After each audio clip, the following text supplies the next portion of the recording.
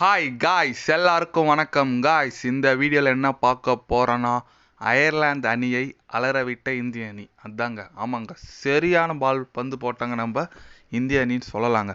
Toss win பண்ணுற ரோஹித் சர்மா நாங்கள் முதல்ல போலிங் செய்கிறேன்னு முடிவு செஞ்சார். ஆனால் பால் போட்ட ஹர்தீப் சிங்கும் பும்ரா, ஹர்திக் பாண்டியா, சிராஜின்னு சொல்லிட்டு எல்லாருமே சூப்பராக போட்டாங்க. அயர்லாண்டுக்கு என்ன பண்ணுறதுனே தெரில. வெறும் 96 ரன்னுக்கே ஆல் விக்கெட் ஆகிட்டாங்க அயர்லாந்து அணி. சூப்பராக பந்து வீசினாங்க இந்த இந்திய அணி. போலிங் எஃபெக்ட்டுங்க. அதுவும் நம்ம ரொம்ப எதிர்பார்த்துருந்த ரோஹித் சர்மா, விராட் கோலி தான் இந்த மேட்ச்சில் ஓப்பனிங். ரிஷப் பண்ட் 1 டவுன் இறங்கியிருக்காருங்க. செம போலிங் பர்ஃபார்மன்ஸ் நம்ம இந்திய அணி. ஹர்தீப் சிங் போடுறாரு விக்கெட்டு, பும்ரா போடுறாரு விக்கெட்டு. நம்ம ஹர்திக் பாண்டியா ஐபிஎல்லில் ஒரு ஃபார்மே இல்லை, ஆனால் வேர்ல்டு கப் வந்தோடனே சரியான ஃபார்முக்கு வந்திருக்காரு. 3 விக்கெட் எடுத்தார், சூப்பராக எடுத்தாருங்க. இந்தியா செம போலிங் அட்டாக் இருக்குங்க.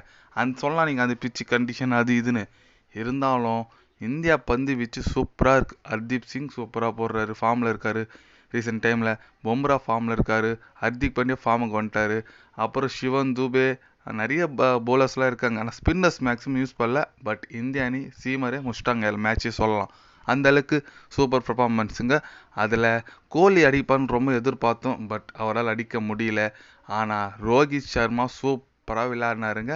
52 ரன் அடித்தார் நம்ம ரோஹித் சர்மா. ஐபிஎல்லில் என்னடா ஃபார்மில் இல்லை மனுஷன், வேர்ல்டு கப் வருது, என்ன பண்ண போகிறாரு, ஏது பண்ண போகிறாருன்னு சொல்லிட்டு நிறைய விமர்சனம் அவர் மேலே வந்துச்சு. ஆனால் சூப்பராக நம்ம ரோஹித் சர்மா அரை சதம் அடித்தாருங்க. முதல் மேட்ச்சில் அரை சதம் அடிச்சிருக்காங்க. 52 ரன் அடித்தார் நம்ம ரோஹித் சர்மா. விராட் கோலி அடிப்புன்னு எதிர்பார்த்தோம், அவரும் ஒன்றும் பண்ணலங்க. அவர் ரொம்ப எதிர்பார்த்துட்டு இருந்தோம், ரசிகர்களும் எதிர்பார்த்தாங்க. அவர் ஒரு ரனில் வெளியேற்றார். அப்புறம் நம்ம ரிஷப் பண்ட், ரோஹித் சர்மா நல்ல பார்ட்னர்ஷிப் போட்டாங்க. ரிஷப் பண்ட் 1 டவுன் இறக்கி விட்டதுலேருந்து என்னன்னு தெரியல, சூப்பராக. ஏன்னா பயிற்சி ஆட்டத்தில் சூப்பரானார். இந்த மேட்ச் ஒரு 36 நாட் அவுட் அடிச்சிருக்காரு. நல்ல ஃபார்மில் இருக்கார் ரிஷப் பண்ட்டும். அது ரொம்ப நம்மளுக்கு அணிக்கு முக்கியமானது ஒன்று. அதுக்கப்புறம் பார்த்தீங்கன்னா சூரியகுமார் யாதவ் வந்தாருங்க. அவர் என்ன பண்ணுவாரும் பார்த்தோம், அவரும் எதுவும் பண்ணல, 2 ரன் அவுட் ஆகிட்டார். கடைசியில் சிவன் துபேவும் ரிஷப் பண்டும் மேட்ச்சு முடிச்சிட்டாங்க. ரிஷப் பண்ட் நாட் அவுட்டில் இருந்தார். அதனால் மேன் ஆஃப் த மேட்ச் நம்ம ரோஹித் சர்மா தான் வாங்கியிருக்காரு. அப்புறம் player of the moment Jasprit Bumrah வாங்கியிருக்காரு. ஏன்னு கேட்டிங்கன்னா 3 ஓவர் போட்டு 2 விக்கெட் எடுத்திருக்காரு. 6 ரன் தான் கொடுத்தாரு, ஒரு மேடின் ஓவர் போட்டிருக்காரு. அதனால் அவருக்கு தான் கிடச்சிச்சு. அதனால் ஐபிஎல்லில் ஃபார்மில் இல்லாத ரோஹித் சர்மா ஃபார்மில் வந்தது ரொம்ப மகிழ்ச்சி. ரிஷப் பண்ட் நல்ல 1 டவுன் ப்ரொமோஷன் கொடுத்தாங்க, அவரும் சூப்பராக பண்ணியிருக்குது, இன்னும் மகிழ்ச்சிங்க. அதனால் இந்த வாட்டி இந்திய அணிக்கு தான் கப்புன்னு முடிவு பண்ணிடலாம். ஏன்னா அந்தளவுக்கு பயங்கரமாக டீம் லெவல்ஸ் இருக்குது.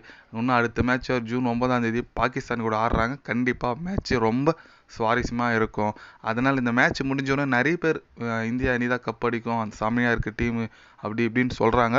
பார்க்கலாம். இந்திய அணிக்கு இந்த மாதிரி சொன்னால் தான் பயமாக இருக்குங்க. ஏன்னா கப் அடிக்காது சொன்னால் கூட அடிச்சிருவாங்க போல. கப் அடிக்குன்னு எதிர்பார்த்து இந்திய அணி கப்பை கோட்டை விட்டுறாங்க. ஏன்னா ஒரு 10 வருஷமாக அதுமாரி தான் நடந்திருக்கு. பார்க்கலாம் அந்த சரித்திரத்தை இந்த வருஷம் மாற்றுறாங்களா சொல்லிட்டு.